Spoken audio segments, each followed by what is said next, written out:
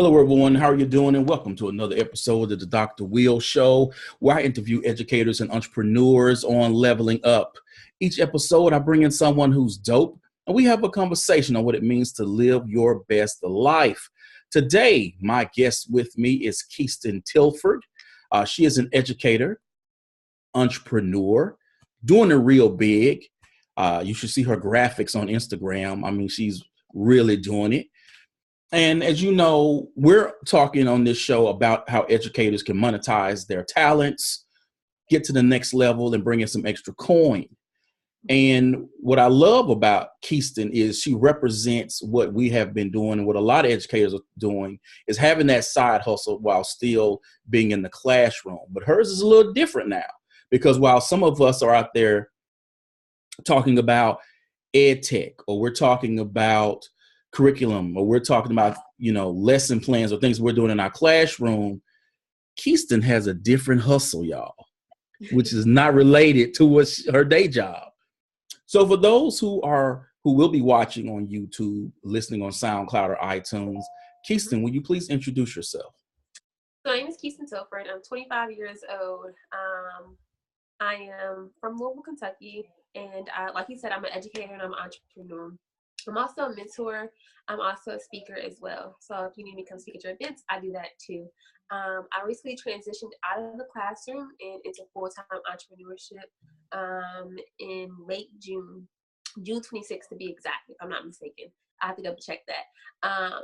But education is where I started my career at, and I quickly learned that, I need to make some transitions to be able to put myself in the best predicament as possible going into the future. So now I am doing full-time entrepreneurship.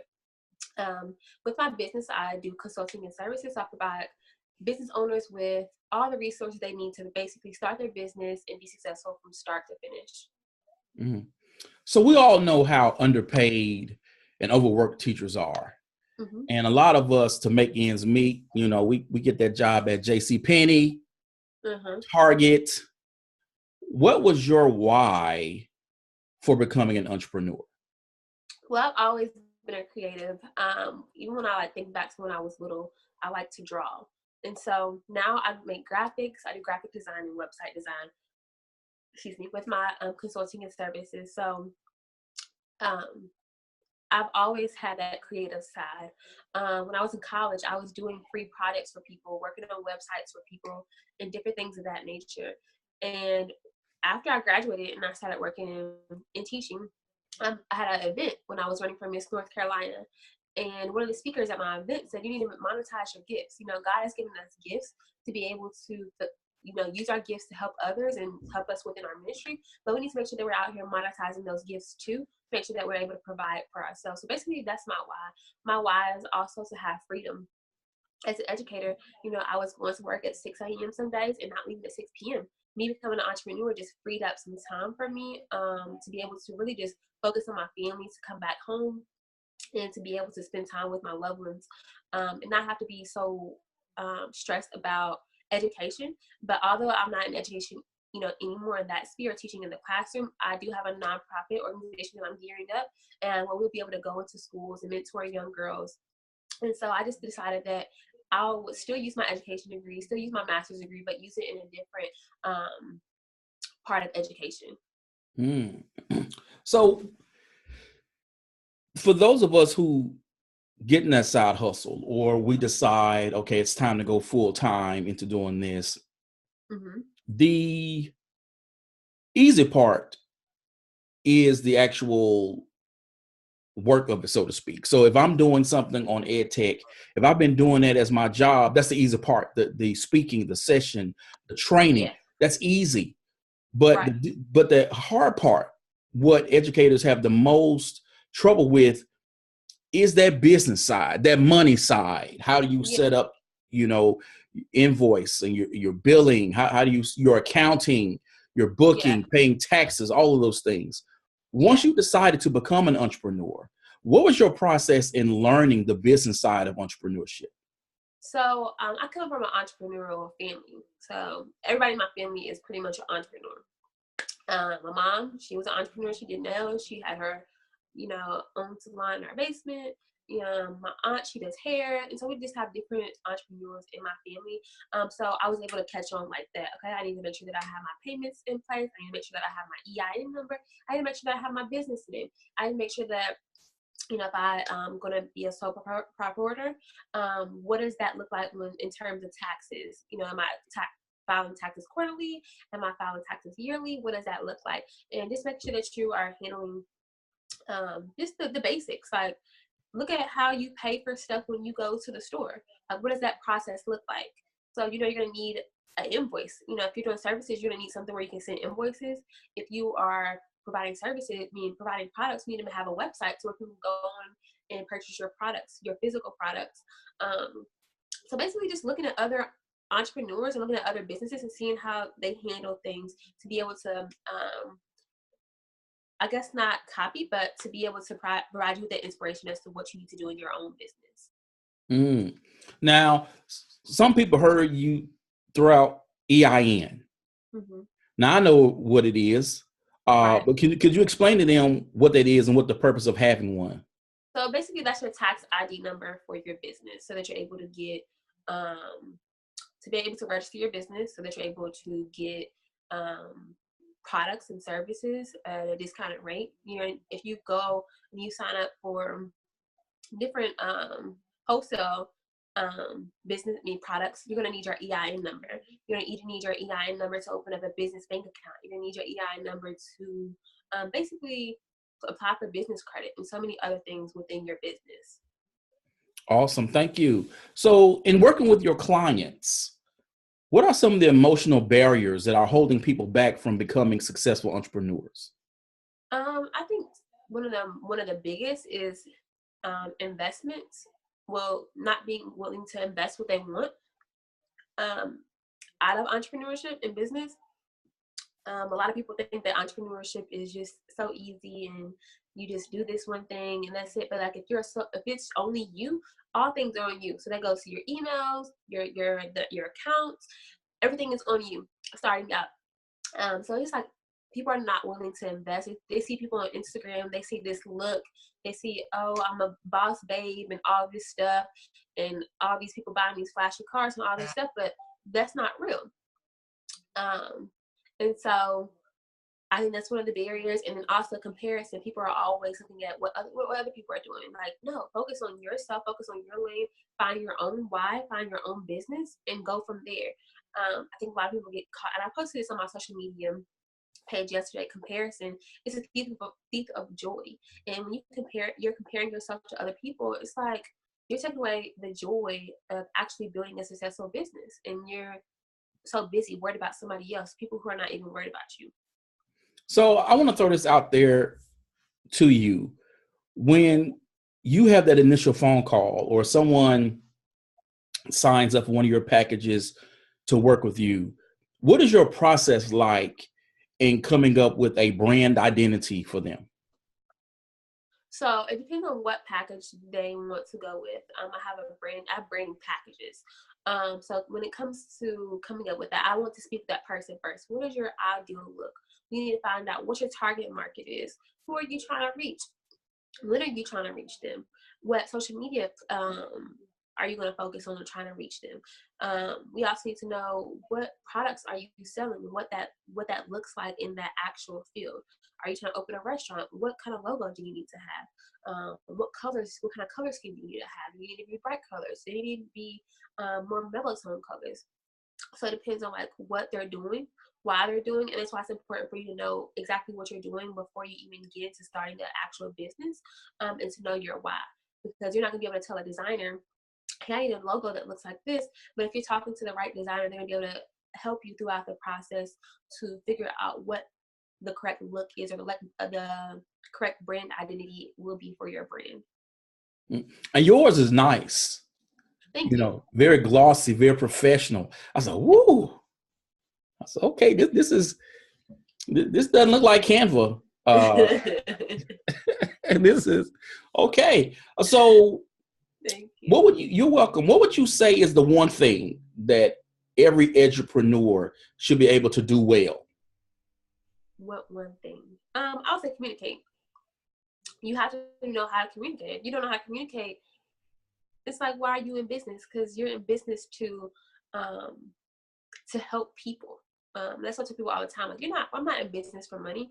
I'm not in business for all these other things that come with entrepreneurship. I'm in business to help people and to solve problems. And so communication is key when I'm doing that. So for you, I see that Instagram is your place of choice in terms of social.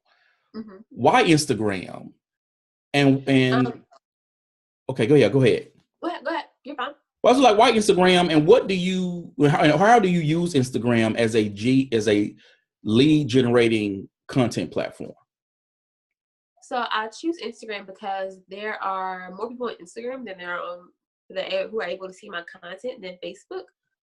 I choose Instagram because they have hashtags, which allows my content to be seen by a lot of different people from different places all over the world. And unlike Facebook, you can only have 5,000 friends unless people follow you or you have like a like page or something like that. But that's why I choose Instagram. People like pictures. People like Instagram. It's the #1 social media out right now. And I love it. I love posting pictures. I love the way that I'm able to interact on there. I think Instagram is more modernized than, Facebook, Snapchat, Twitter. Like, they have the gifs, they have the stories. Like, they're basically killing the game right now. They have IGTV. And that's why I like it, because I'm able to reach more people, essentially. Another part of your question was what? I'm sorry? How are you using Instagram as a lead generating platform? Okay. Just by posting content that my target market wants to see is the biggest thing. Posting pictures that are inviting and that have captions to where people are intrigued about what I do and what I have to offer, not only to the Instagram community, but to the world. I've gotten so many of my clients just from all social media, just from Instagram alone. People looking at my hashtags, people looking at my page, see what I do, me following people and interacting with them. And it's all about just networking with different people. So let's get into branding, because there are a lot of educators who they will get on Twitter or LinkedIn and Facebook. They'll say, I'm not a brand, I'm an educator. And I try to tell them that everyone is a brand. Whether you like it or not, want to or not. So how would you define branding, and what is your brand DNA? Okay. So I always tell people branding is not a logo, it's not a website, it's not all the cute stuff.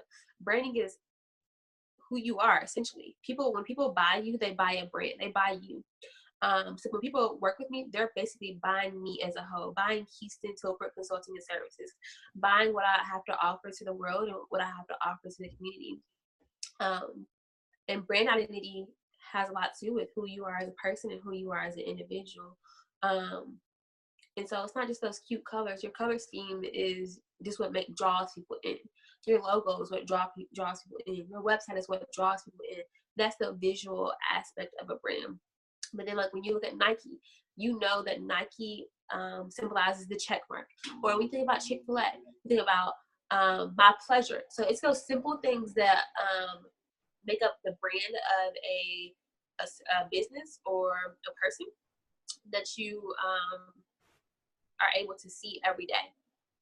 And when it comes to my brand DNA, my brand DNA is just being authentic. I'm very transparent on social media, about my own struggles, about things I deal with, things that I'm interested in, and what I like to do and what I don't like to do. And I basically just network with people and talk to people. I treat social media like I'm at a mixer or I'm at an event or something like that. I'm able to reach more people from social media than going to an actual event. You know what I mean? And so that's why I use social media the way that I do.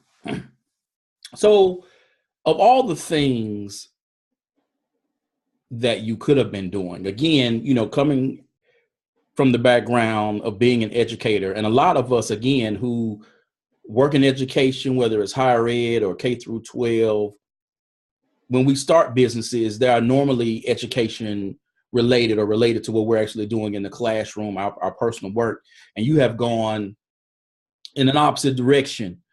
What drew you to personal branding? So what drew me to my personal brand? Well, I've been on social media for a really long time. And when I started doing like my own branding and people seeing what I was doing, they were like, basically, hey, can you help me? And I'm like, yeah, I can help you. And I turned it into a business, and that's just what it turned out to be. And I've been building my personal brand for the last couple of years, being on social media. Just utilizing my own skills and my own knowledge, and just going back to me being a creative person and having that creative just genius from birth. This allowed me to be able to create this personal brand and help others do the same. And so you mentioned that you're authentic and you share what yourself on social media. What is your rule for how much you share or what other people should share? Because some people, they're very just business-like, here's this graphic, these are my services, or I'm working with my client, or this is an artifact of what I've been doing.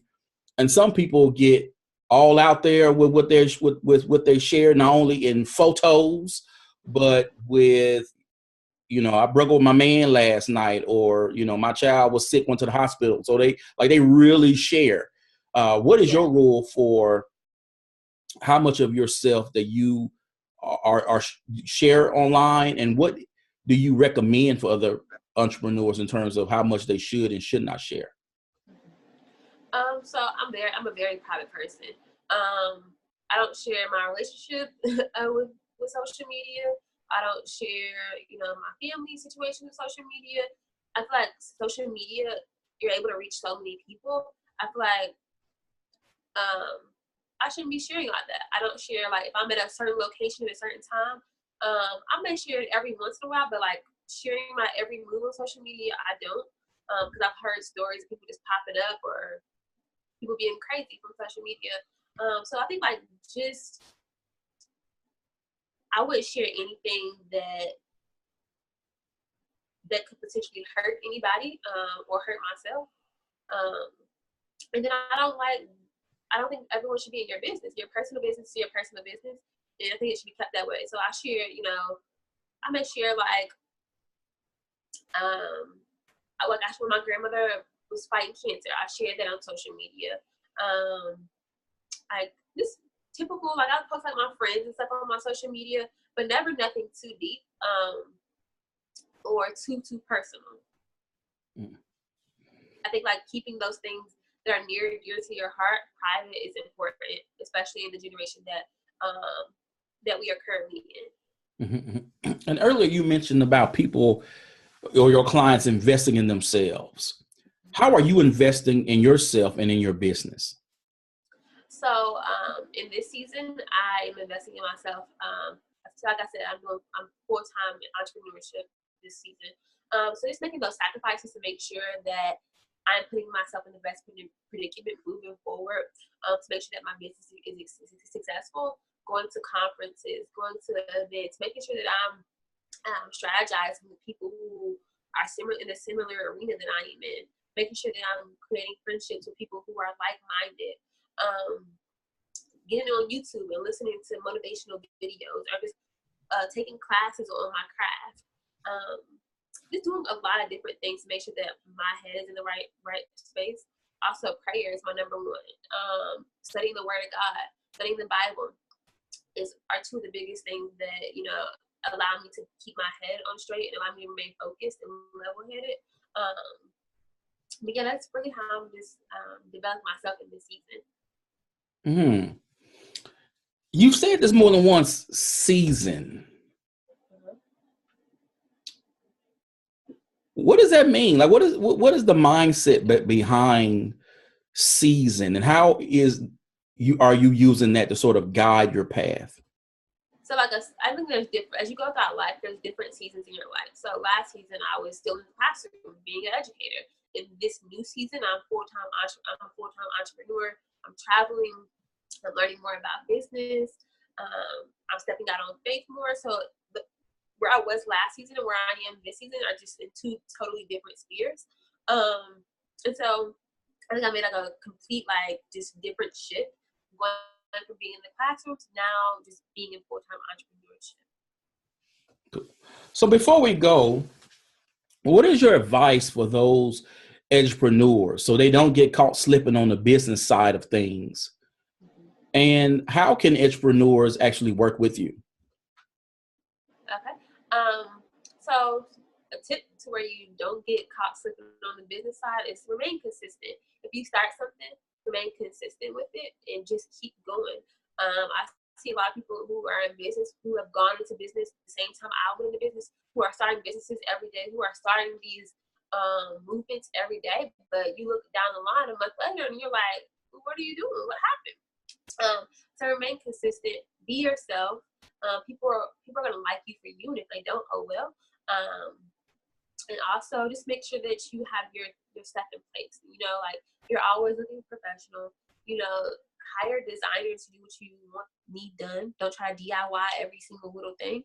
And make sure that if you want people to buy into, if you want people to invest in what you're providing, make sure that you're investing in yourself. I see a lot of people who, I'm not, no bad vibes to Canva or anything, no negative talk to Canva or anything, but a lot of people try to DIY everything on Canva and they put it out there and they're like, well, why people are not coming to my event, or why people aren't doing this or they're not doing that? Most of the time it's because your flyer, your book, or whatever you're promoting, it doesn't have a certain look to it. And so I think it's important that you hire designers and, you know, web designers and people who actually know what they're doing, who know what branding looks like, who knows what actually attracts the human eye, who have studied this over time to be able to create these visuals for your brand and for your business. You can contact me. You can get in contact with me by going to KheistonTilford.com, KheistonTilford.com. You can follow me on Instagram at Kheiston T. You can follow my business page on Instagram at Kheiston Tilford. And then I'm also on Facebook. I have a YouTube channel as well. And that's how you can contact me. And you can also email me at contactus@KheistonTilford.com. And then my personal email is my first name, last name @gmail.com. Awesome. Thank you, Kheiston. And people, there will be links to this post to take you to those sites and areas that she just mentioned. I want to thank you, Kheiston, again for coming on the show. No problem. All right, people, you know how I do this. The video cast will be going on YouTube. I need you to subscribe, follow, leave your comments. iTunes, SoundCloud, that's where the podcast is going. I need you to follow, subscribe, leave your comments. Now do it because your boy's trying to get Oprah on the show, and I want her to know that I'm doing big things around here. As always, people, invest in you. EDU. Peace.